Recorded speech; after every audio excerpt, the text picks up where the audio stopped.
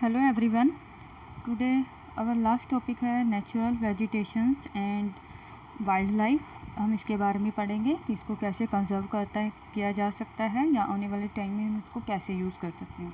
First आपको एक story दी गई है। स्टोरी के द्वारा आपको बताया गया है कि कुछ स्कूल के बच्चे हैं, वो किसी एग्जीबिशंस में गए हैं। वहाँ पे जब वो एग्जीबिशंस में हैंडीक्राफ्ट्स को देखते हैं तो वो बहुत सरप्राइजली हो जाते हैं, क्योंकि वहाँ पे जो हैंडीक्राफ्ट्स का जो मटेरियल होता है वो different parts of the country से आता है। ठीक है। और मोना एक स्टूडेंट का नाम है। वो जब एक बैग को उठाती है तो मिस वो एक्सप्लेन करती, मिस हैरान हो जाती है, वाह this is a beautiful hand bag.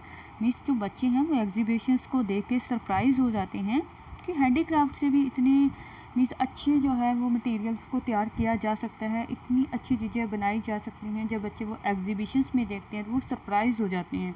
This और मोना भी है, वो एक बैग को उठाती है, एक्सप्लेन करती है कि this is a beautiful bag, yes it is made from jute the teacher said.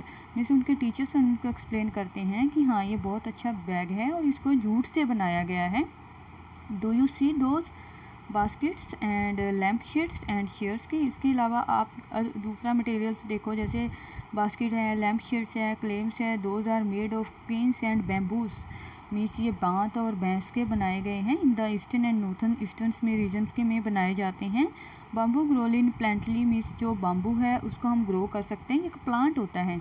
Other student है जैसी, वो भी बहुत एक्साइटेड होता है सिल्क क्राफ्ट को देख के कि सिल्क से भी इतना अच्छा क्राफ्ट बनाया जाता है। See the beautiful craft scarf, और वो स्कर्फ को देख के बहुत अच्छा मीन्स उसको हैरानी होती है कि मीन्स कि जो हैंडीक्राफ्ट है, एग्जीबिशंस में जो हैंडीक्राफ्ट से बना हुआ मटीरियल है वो कितना अच्छा है। फिर टीचर उनको एक्सप्लेन करते हैं कि the silk is obtained from silk worms that are bred on mulberry trees.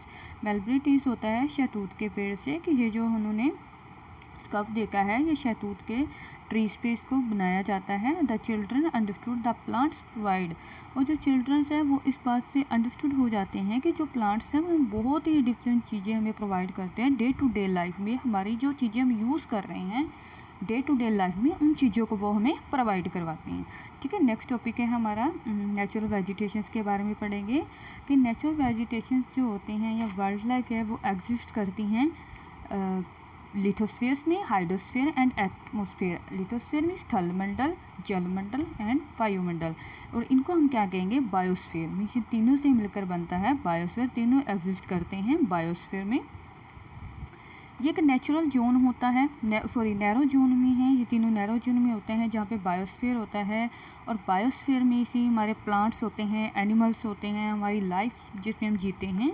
ये बायोस्फीयर और लिविंग बींग्स जो होते हैं ये इंटरडिपेंडेंट, मीन्स एक दूसरे पे इंटरडिपेंडेंट भी होते हैं और एक दूसरे से इंटररिलेटेड भी होते हैं। तो दिस इज द जो लाइफ का जो सिस्टम है इसको हम कहेंगे इकोसिस्टम। ठीक है, इसको हम इकोसिस्टम कहते हैं। वेजिटेशन और वाइल्ड लाइफ काफ़ी जो हैं मीन्स ये वैल्यूएबल रिसोर्सेज हैं हमारे लिए, तो इसलिए हमें इन रिसोर्सेज को क्या करना चाहिए, हमें इन रिसोर्सेज को कंजर्व करना चाहिए। जैसे प्लांट्स हैं वो हमें क्या प्रोवाइड करवाते हैं, टिम्बर प्रोवाइड करवाते हैं, शेल्टर्स टू एनिमल्स होते हैं, ऑक्सीजन, ब्रेथ, प्रोटेक्ट सॉइल को प्रोटेक्ट करते हैं, ग्रोइंग को मीन्स क्रॉप्स हम ग्रोइंग करते हैं। तो शेल्टर बेड्स जो होते हैं वो क्या करते हैं, वो सॉइल को उड़ने से बचाते हैं। ठीक है। जो प्लांट्स होते हैं वो हमें काफ़ी कुछ प्रोवाइड्स करवाते हैं। ओके। जो अंडरग्राउंड वाटर को हम स्टोरेज करते हैं, ठीक है, इससे हम अंडरग्राउंड वाटर को भी स्टोरेज कर सकते हैं शेल्टर बेल्ट की सहायता से। और जो प्लांट्स होते हैं वो हमें क्या प्रोवाइड करवाते हैं, प्लांट्स से जो हमें होते हैं वो means water give us fruits, nut, latex, oil, gum, medical plants and also paper. तो मीन्स बहुत सारी जो इसेंशियल चीज़ें हैं जो हमारे लिए बहुत ज़रूरी हैं वो सभी हमें यहाँ से मिलती हैं। ठीक है। देन है वाइल्ड लाइफ। वाइल्ड लाइफ में क्या क्या आता है, जो एनिमल्स होते हैं, बर्ड्स होते हैं, इंसेक्ट्स होते हैं, एक्वेटिक होते हैं, ये सारे लाइफ फॉर्म्स में होते हैं। ठीक है, ये होते हैं वाइल्ड लाइफ में आते हैं। हमारे प्लांट्स, एनिमल, बर्ड, इंसेक्ट्स आते हैं। ये हमें क्या प्रोवाइड करते हैं, मिल्क, मीट, हाइड्स, वूल, इंसेक्ट्स, ये सब कुछ हमें ये प्रोवाइड करवाते हैं। ठीक है। और जो बीज होती हैं, बीज, मधुमक्खियाँ, वो हमें हनी प्रोवाइड्स करवाती हैं। पॉलिनेशंस का फ्लावर्स करती हैं, जो बीज होती हैं पॉलिनेशंस होते हैं, जैसे फ्लावर्स के बीज को वो फैला देती हैं मधुमक्खियाँ। और डिकम्पोजर का एक इम्पोर्टेंट रोल होता है इकोसिस्टम में। डिकम्पोजर्स क्या होता है कि जब कोई जानवर मर जाता है या कोई प्लांट्स है जो वो नष्ट हो जाता है तो उसको डिकम्पोज करना और बाद में उसका ह्यूमस बनता है। ठीक है, जो बर्ड्स होते हैं वो क्या करते हैं, बर्ड्स जो होते हैं वो फीड करते हैं इनको और इंसेक्ट्स पर एक्ट करती हैं एज ए डिकम्पोज़र। ठीक है, नेक्स्ट है वल्चर। वल्चर एक ऐसा एनिमल होता है जो इन्वायरमेंट को क्लीन करता है। कैसे कि जब कोई जानवर मर जाता है, जो वल्चर्स होते हैं डेड एनिमल्स को खाते हैं और क्लींजर्स का जो काम करते हैं। ठीक है, डू यू नो, ये क्वेश्चंस भी आया था इंडिया में मोस्ट इम्पोर्टेंट जो पेपर होता है कॉम्पिटिटिव एग्जाम यूपीएससी 2018 में आई थिंक ये क्वेश्चंस आया था कि वल्चर्स जो हैं, वल्चर्स की जो डेथ हो रही है, तो जो डेथ होने का जो मीन्स उनका जो रीज़न है किडनी फेलियर होती है। जो वल्चर्स होते हैं वो इंडियन सब कॉन्टिनेंट्स पे बहुत ज़्यादा डाइड हो रहे हैं। वो डाइड क्यों हो रहे हैं, उनके डाइड होने का कारण है कि उनकी किडनी फेल हो रही है।